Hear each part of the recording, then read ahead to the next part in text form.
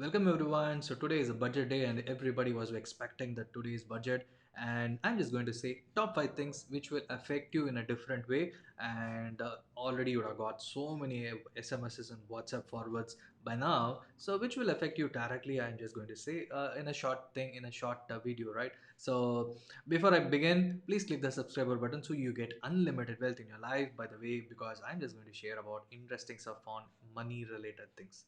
So today's top five things. Government has provided a huge infrastructure push.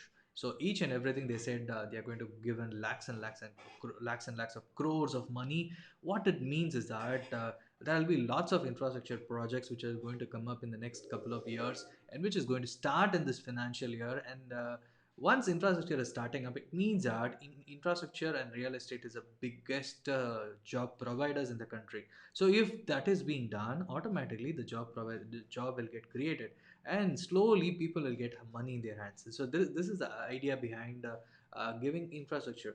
But will it create a job opportunity or not? That is the next story which we need to think. But this is a thought process which government has would have gone into, because as far as the economic cycle is concerned, people will get job opportunities, and that will happen only when the infrastructure push is being done.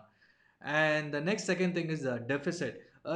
Till now everybody are telling that the government should expand their fiscal deficit, and till now till December or even Jan, people government was tight-lipped about whether government fiscal deficit will be relaxed. And even economic survey say that we should relax the deficit to be around 7.5%.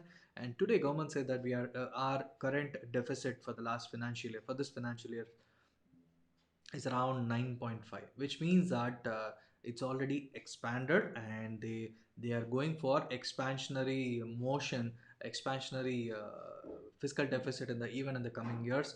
And they are relaxed a lot. Earlier they used to be talking a tight-lipped about no, no, no, no, we should be around we should be having tight fiscal deficit things, right? And the third point is increase in petrol and diesel cess. In a different format, they expected COVID related cess, but they provided in a farm bill. Don't know what is the idea behind it, but the point is it is going to affect the common man. And the taxes are, because the custom duty has been relaxed but this has been increased, so it has been compensated, and the revenue is anyway going to the government's coffer. And no change in income tax, because they are projecting that vaccination drive will cost 35,000 crores, and they are collecting in the form of increase in petrol and diesel cess. So anyway, money what you give here, it is going to come in a different format. And no change in income tax slabs for no change, because we expect a lot of changes in income tax slabs, and at least some relaxation, some higher income tax levy for wealth tax in the name of wealth tax for higher income brackets, but nothing has been touched upon.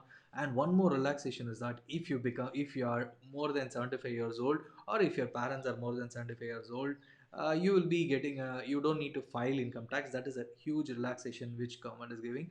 Only if your income is dependent on pension amount and your deposits, right? That is the only thing.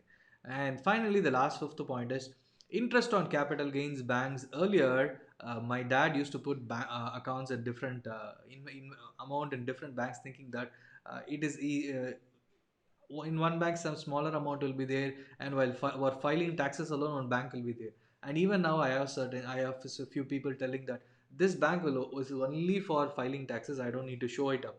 But right now, government has said that if you invest in capital gains, banks deposits, whatever, it will be pre-clubbed, and while filing taxes, automatically it is going to come into you. So what this means is that you cannot avoid paying taxes wherever you put how many ever bank deposits you have. So ultimate point is that it is going to be pre-filled, so there is no chance of cheating the government and cheating the income tax department. And so that is the thing. So as for a common man concerned, the petrol prices are going to increase for some amount of time, and there will be a huge infrastructure expenditure which government has been avoiding for a very long time, and that is going to come, and which is a huge benefit. So that is my highlighted point was I was expecting infrastructure push, and that came in right now. So uh, overall it's a overall as per my view, because the Sensex and everything has given Like it is a huge boost because of so many other reasons.